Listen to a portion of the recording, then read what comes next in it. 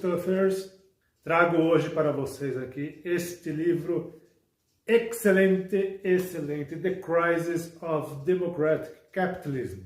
A crise do capitalismo democrático, um livraço, se é que essa palavra existe, um compêndio, uma obra fenomenal do autor Martin Wolf, um economista do mais alto calibre. Esse livro até eu conheci no site Foreign Affairs, recomendo muito esse site. Para mim, dos que eu conheço, dos que eu sigo, é o site de notícias mais imparcial, mais competente, mais alto nível, alto patamar, tanto intelectual quanto gramatical, quanto de opinião.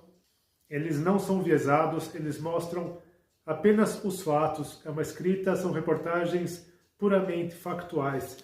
Inclusive, os comentaristas, os autores, e eles sempre soltam algumas listas de livros sobre política, economia, filosofia, e esse me chamou muito a atenção. Comprei no Amazon, está disponível, embora o livro seja em inglês, não há tradução em português por enquanto.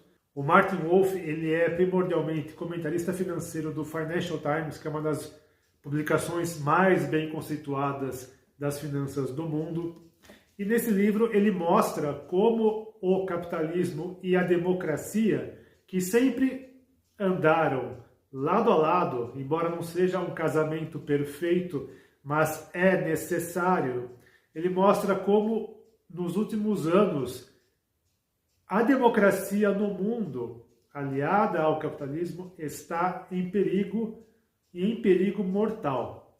Ele foca muito na questão da cidadania, citizenship, como é necessário que as pessoas sejam cidadãs. Fala muito sobre o patriotismo, ele explica bem a noção de patriotismo, que é diferente de nacionalismo. É um assunto muito em voga, muito atual, principalmente no Brasil. Então, referir-me-ei ao patamar Brasil, para que é o nosso público-alvo aqui por hora, por enquanto, mas vale também para os Estados Unidos, Inglaterra, após a saída da União Europeia, o chamado Brexit, onde há essa onda nacionalista, mas nacionalismo é algo muito diferente de patriotismo. Patriotismo é algo essencial à democracia, ele explica isso no livro, e sempre relacionado, sempre em paralelo, análogo à inevitabilidade do capitalismo. Vou folhear um pouco para vocês aqui algumas passagens que eu marquei. É um livro de pouco mais de 400 páginas, mas você lê rapidamente. Eu li esse livro aqui, eu acho, pessoal, em uma semana. De tão bem escrito, é de uma linguagem, é de um conhecimento, é de uma técnica do mais alto calibre. Assim, dá gosto você ler o livro. Lerei então algumas passagens selecionadas para vocês verem qual o âmago. Não vou dar spoilers, mas esse é um review básico para incitarem vocês a comprarem o livro, baixarem, seja como for, quem gosta de Kindle, essas coisas, para ver como os temas, os tópicos são very, very, very interesting. Those who have not changed their opinions over a lifetime do not think. Então, aqueles que nunca mudaram suas opiniões no decorrer de suas vidas, não pensam. Isso é interessante porque mostra que as pessoas que são muito assim, muito tapadas intelectualmente, então seja você, sou de direita, sou de esquerda, norte, sul, centro, leste, oeste, whatever, mas não evoluem, o pensamento deles não evolui com o progresso da sociedade, eles ficam parados no tempo, por consequência, eles não pensam.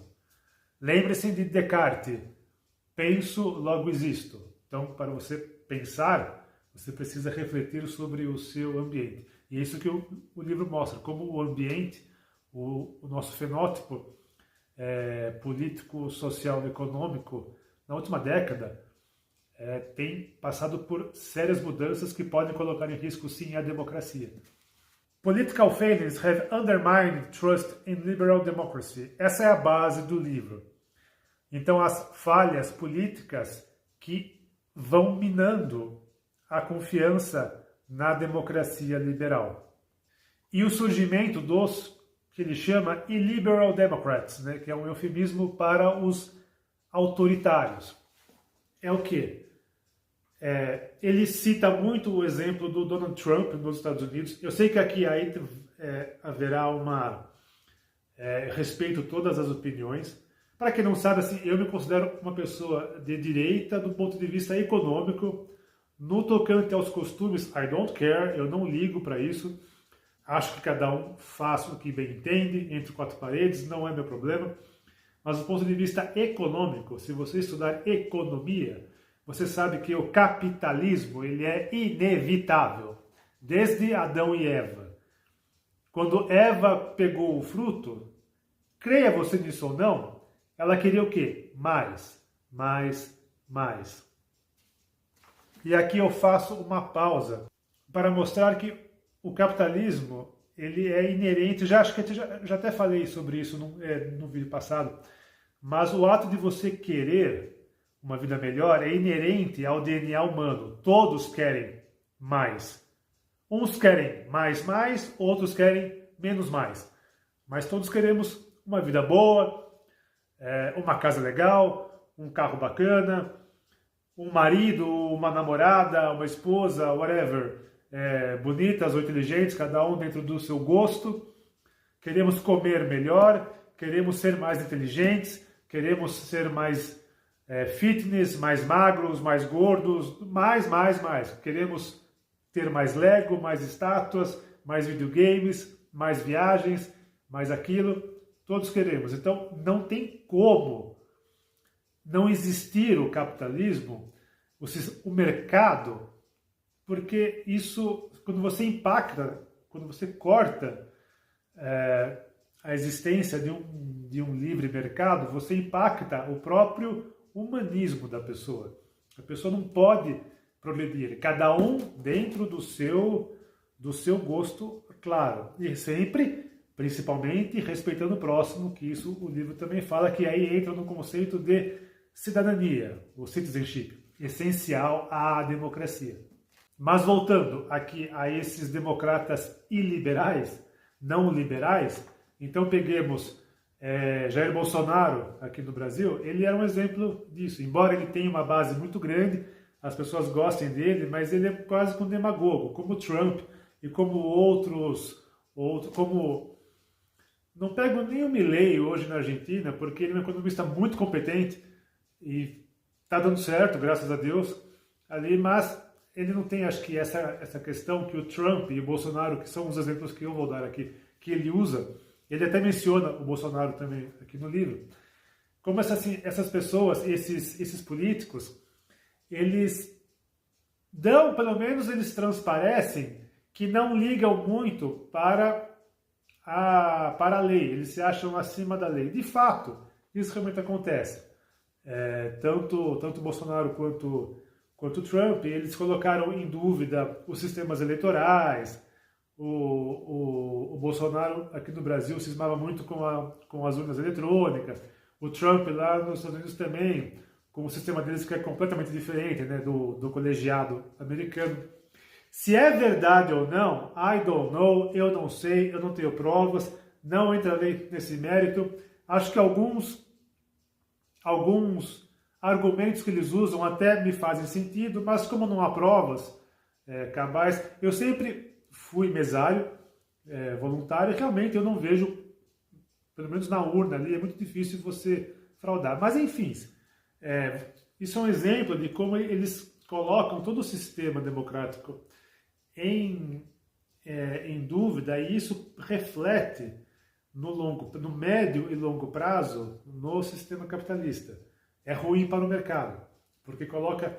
e aí, aqui no Brasil, voltando ao exemplo, toda essa história das eleições, blá blá blá, das chamadas fake news, que vem de ambos os lados, tanto direita quanto esquerda, surgem então personagens como o Alexandre de Moraes, que é um outro, que pode ser uma pessoa muito competente, também bacana, mas ali meio que se colocou, né, como dizem, como o xerife ali até um pouco acima da lei. Agora parece que ele está maneirando um pouco, lá depois das críticas do Elon Musk.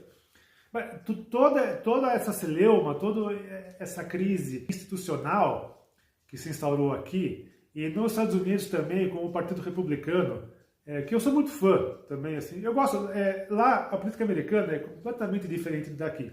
Lá temos dois partidos, republicano e democrata, e a esquerda, que são os democratas, na parte econômica, eles têm as mesmas ideias, eles são voltados para o progresso. Ali a jogada é mais a questão dos imigrantes, dos direitos das minorias, que isso não vou entrar, esse assunto não me interessa aqui para o livro, o que ele foca muito aqui é na parte econômica.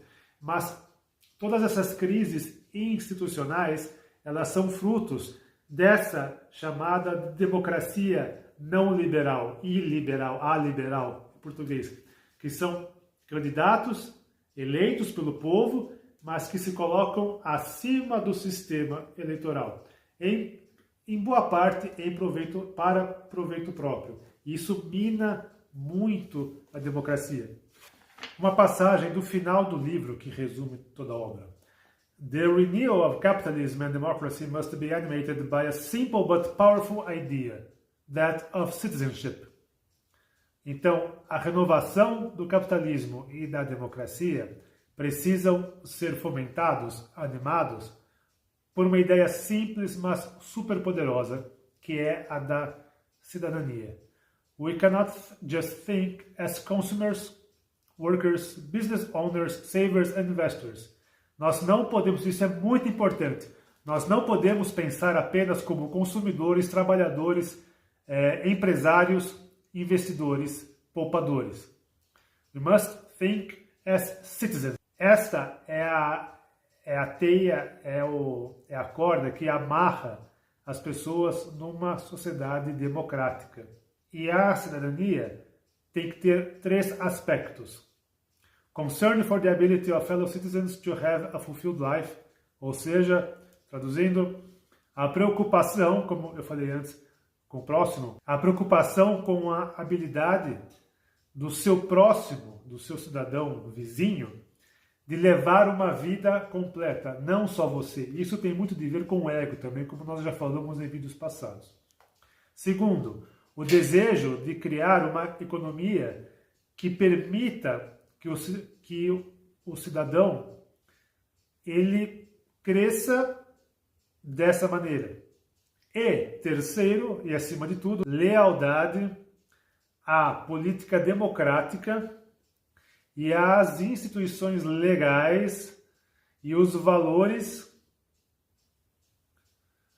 do debate aberto e da tolerância mútua que baseia todo esse debate.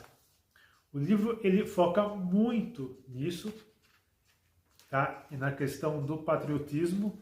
O patriotismo, eu vou tentar aqui resumir, porque é uma ideia mais complexa, então acho que assim, é interessante vocês lerem o livro.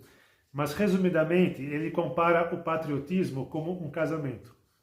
Você dizer que é patriota é você amar o seu país, amar assim o ambiente em que você cresceu. Então, se você nasceu no Brasil, você gosta da cultura brasileira, você gosta dos seus conterrâneos. Você pode não gostar de uma outra coisa. Não sou fã do cinema nacional, não sou fã de feijoada, prefiro Disney, prefiro hambúrguer, ok, whatever. Mas, no geral, é você sentir a sua identidade como o brasileiro sente quando o Brasil joga na Copa do Mundo. Eu acho que é uma das poucas ocasiões em que o brasileiro sente orgulho, ou sentia, né? Porque nem isso hoje mais temos, né? Já que a seleção está um lixo. Mas é defender o seu país, ou a sua cidade, o seu estado, o seu território, whatever, sabendo que você não necessariamente mora no melhor país. Mas você está contente com ele, então você defenderá os interesses dele respeitando os outros. Como num casamento. Então, o seu caso, eu amo minha esposa, mas eu tenho que ter a ciência que provavelmente ela não é a melhor esposa do mundo. Eu posso até achar que ela seja, mas pensando factualmente, provavelmente não é. Pode haver esposas melhores. Não sei e não quero saber. Respeito as outras. Eu estou contente com a minha, mas respeito as outras. Essa é a grande diferença para o nacionalismo, que já beira o fanatismo. Aí não, sou brasileiro, o Brasil é o melhor, Deus é brasileiro. Uma besteira total, né? Porque Deus criou o planeta sem fronteiras. Criou o continente, né? As fronteiras dos países foram invenções do ser humano. Só causam guerra. Mas enfim, vivemos nessa sociedade. Não quero saber do próximo, não quero saber do vizinho, não vou ajudar. E isso que está crescendo no mundo atualmente. Esse fanatismo nacionalista, seja da direita ou da esquerda, não vamos ajudar os outros, seremos protecionistas. Ele fala muito sobre o protecionismo econômico, como isso é fatal, não só para a economia de um país, mas do mundo todo. No Brasil hoje está esse debate se vai taxar as importações até $50, que é um absurdo, né? É um absurdo, porque isso prejudica os mais pobres, isso não acarreta progresso na economia interna. Lembrem-se, antes do Collor liberar as importações, os carros brasileiros eram carroças, literalmente. Com a abertura, os empresários chiaram, mas veio uma onda de carros importados top. O brasileiro, uau, existe carro assim? As empresas nacionais, ou aqui as versões nacionais, né, as filiais nacionais, tiveram que correr atrás para equiparar seus carros aos internacionais. É a mesma coisa. Concorrência é a base de qualquer mercado. Competência, concorrência, meritocracia do empresário. Ele terá que criar um método ali para oferecer um produto bacana a um preço competitivo e que possa competir com a China, com a Antártida, com whatever. Mas não, é muito mais fácil você taxar. Isso é péssimo e é uma forma de nacionalismo. É uma outra coisa que está causando a crise do capitalismo democrático. O livro aborda esse e diversos outros temas que, se eu ficar aqui falando também, ficaremos horas e horas e horas. Talvez eu faça um vídeo só, assim, uma sequência de vídeos sobre cada tema, mas fica essa dica. Vou até tomar um suquinho aqui, porque eu falei demais. Compre esse livro, ele custa na faixa, ele não é barato, tá na faixa dos R$140 mais ou menos, mas vale muito, muito a pena. The Crisis of Democratic Capitalism, do Martin Wolf. Aqui está meu sujinho, porque eu não sei o que eu fiz aqui. Nota 10, é um livro very, very cool, tem o selo de aprovação Cool Stuff, e prova que nós, o público geek, não se preocupa só com estátuas, jogos, filmes, séries, etc. Nós nos preocupamos também com filosofia, com economia, com política e tudo mais. É um livro muito legal, um livro essencial para se entender o que se passa no mundo hoje, em especial no campo econômico. Está disponível no Amazon BR e no Mercado Livre, acho que vocês encontram também. Tá? Não compensa comprar fora do país, porque nos States ele está na casa dos $40, então com o dólar a 5, compensa mais comprar aqui mesmo, na casa dos 140, 150 reais. Essencial. Esse é um livro obrigatório que todos deveriam ler. Tomara que saia a versão em português para para alcançar um público maior, mas enquanto não sai, fica a dica, pessoal. Cool Stuff, e sejam patriotas, mas não fanáticos.